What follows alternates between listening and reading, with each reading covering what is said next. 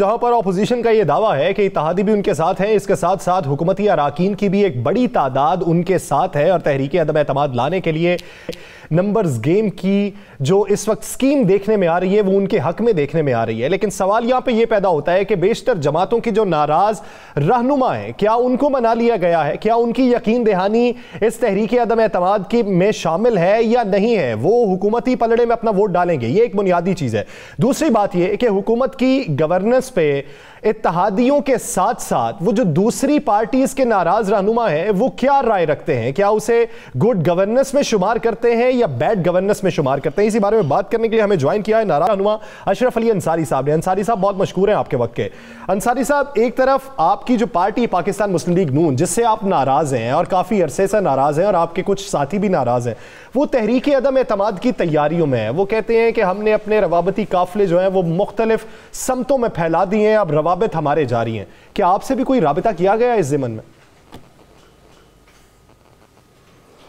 बिस्मिल्लाहिर्रहमानिर्रहीम। बहुत शुक्रिया जी, आपने मुझे अपना मौका पेश करने का मौका फराहम किया है।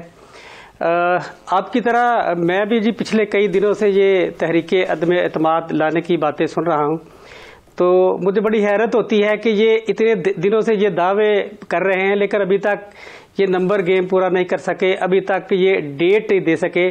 जब भी सहाफ़ी हजरात इनसे सवाल करते हैं, किसी भी अपोजिशन जमात के लीडर से सवाल करते हैं कि कौन सी तारीख है, कब आप अदम एतमाद की तहरीक जो है वो पेश करने जा रहे हैं, तो इनके हाथ पाँव फूल जाते हैं, ये इनकी सांसें रुक जाती हैं।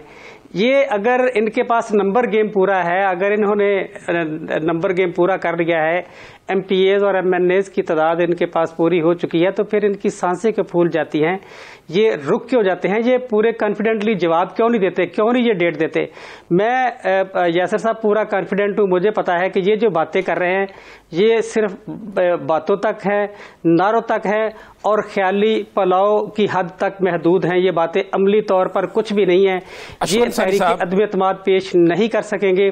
उसकी वजह यह है कि इनके अपने बंदे इनके साथ नहीं है, तो दीगर जमातों के बंदे इनके साथ किस तरह से आएंगे? जैसे मेरी मिसाल है, अंसारी साहब, आप इसी बात पे आने लगा, बहुत सारे साथी हैं। अंसारी साहब इसी तरफ आ रहा हूं। पंजाब में आज एक कमेटी बन गई है कि जो मुख्तलिफ लोगों को मनाएगी और पंजाब में अदम एतमाद के लिए अपना हदफ पूरा करेगी। तो पंजाब में अगर ये अपना हदफ पूरा करने की तरफ निकलते हैं, तो आप मुझे बता दें, आप पहले 11 लोग थे, अब आपके साथ काफिले में कोई मजीद शामिल हुए हैं या आपके साथी वापस चले गए हैं? क्या सूरत है? राना साहब माशाल्लाह आप बड़े नामवर सहाफ़ी हैं, हर चीज़ पे आपकी नज़र होती है, अंदर की खबरें आप ढूंढ के लाते हैं। मेरी तरह आप भी ये बात जानते हैं कि अब इनको पता चल गया है कि जो मुस्लिम लीग नून का वर्कर था वो बुरी तरह से वो बड़ा परेशान है, वो डिसार्ट है, क़यादत की तरफ से वो मायूस हो के थक हार के घर बैठ गया है। और अब इनको ये फिक्र पड़ चुकी है कि किसी तरह से हम अपनी बका की जो जंग है वो लड़ें। तो अपने वर्कर का एतमाद बहाल करने के लिए ये झूठे वादे कर रहे हैं, झूठी तसल्लियाँ तशफ़ियाँ दे रहे हैं। अमली तौर पर ये कुछ भी नहीं है, सिर्फ ये अपनी डूबती कश्ती जो है उसको बचाने की एक नाकाम कोशिश कर रहे हैं। और आप समझते हैं कि जिस तरह ये अपोजिशन जमातों का ये जो अलायंस बना है, जो इत्तेहाद बना है, ये इत्तेहाद कभी भी खलूस पर मबनी नहीं होते, ये मुनाफकतों के अलायंस होते हैं, ये मुनाफकतों पर मबनी जो है इत्तेहाद होते हैं। इसमें ये सारे आपस में एक दूसरे से अपना ग्रज निकालने की कोशिश करेंगे। इनमें से किसी को भी माजी की जो नहीं होगी, का समार आइंदा भी हमें देखने को मिलेगा। अंसारी साहब, एक सवाल बनता है, अगर तहरीक अदम एतमाद फर्ज कर लें पंजाब के अंदर आती है, तो आपका जो ग्रुप है, आपने माजी में ये दावे किए थे कि बेशतर अराकीन ऐसे हैं जो अभी तक आपसे राब्तों में है, तो क्या ऐसा हो सकता है कि तहरीक अदम एतमाद आने की सूरत में आपके वो ग्रुप और आपके वो साथी जो आपसे राबितों में है वो हुकूमत की तरफ अपना झुकाव दिखाएंगे? बिल्कुल जी, जो मेरे साथी हैं, जो हमारे ग्रुप में शामिल जो MPA साहबान हैं, मैं उनका शुक्रगुजार हूं कि वो उन्होंने बड़ी यकजहती का इजहार किया है और हर मौके पर हम इकट्ठे रहेंगे। तो चूंकि इनका एजेंडा जो है वो कुछ और है। इनका एजेंडा मुल्क और कौम की खिदमत नहीं है।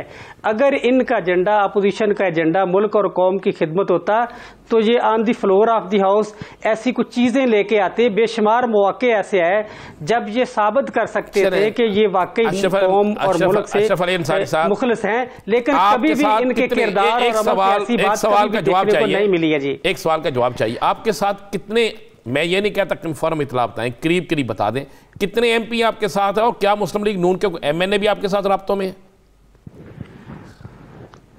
राना साहब, मैं इतनी बात कहूंगा कि मेरे साथ इतने एमपीएस हैं कि इनकी जरूरत नहीं है कि ये तहरीक अदम एतमाद ला सकें।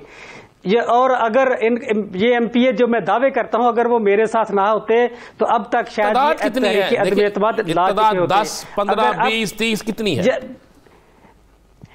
राना साहब, इससे आप जैसे जो है जो नामवर साफी हैं, तजर्बेकार साफी हैं, उनको अंदाजा लगाने में कोई मुश्किल नहीं पेश आनी चाहिए कि मेरे पास तादाद बताएं। और राना तनवीर साहब ये कहते हैं कि हुकूमती 30 से 35 अराकीन हमारे साथ हैं, तो आप भी फिर तादाद बता दें कि कितने अराकीन आपके साथ। हम ये नहीं कहते, कंफर्म बता दें, 2-3 ऊपर नीचे करके बता दें।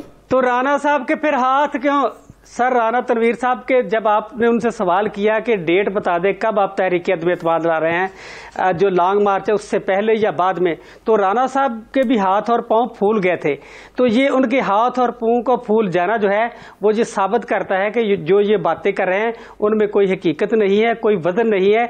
और मैं जो बात कर रहा हूँ अल्हम्दुलिल्लाह वो हकीकत पर मबनी है कि मेरे साथ बहुत सारे एमपीए जो हैं जो किसी सूरत इनके साथ नहीं चलेंगे। और यही वजह है कि ये अदम एतमाद की तहरीक सिर्फ बातों और वादों तक करेंगे, अमली तौर पर इस पे कभी भी आपको कुछ भी देखने को नहीं मिलेगा। आपको मनाने के लिए कोई राब्ता हुआ?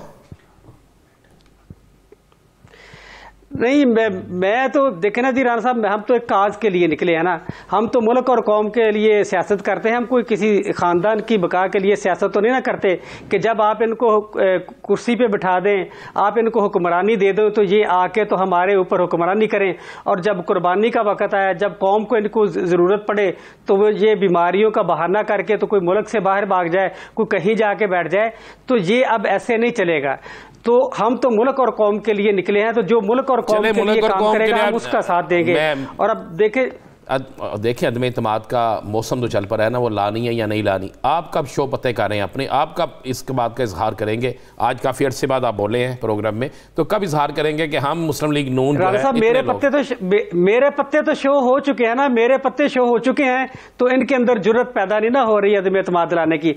अगर मेरे पत्ते शो ना हुए होते तो ये शायद तहरीक अदम एतमाद लाने की कोई कोशिश करते, क्योंकि मेरे ही पत्ते हैं, जो मेरे ही साथी हैं, उन्हीं का डर और खौफ है इनको, जिसकी वजह से तहरीक अदम एतमाद अभी तक नहीं ला सके। और मेरा चैलेंज है ये नहीं ला सके, ये नहीं ला सके, हासिल नहीं है, पत्ते आप शो कर चुके हैं, इसी वजह से तहरीक अदम एतमाद नहीं आ सकेगी। बहुत शुक्रिया अशरफ अली अंसारी साहब इस हवाले से अपना वक्त देने के लिए।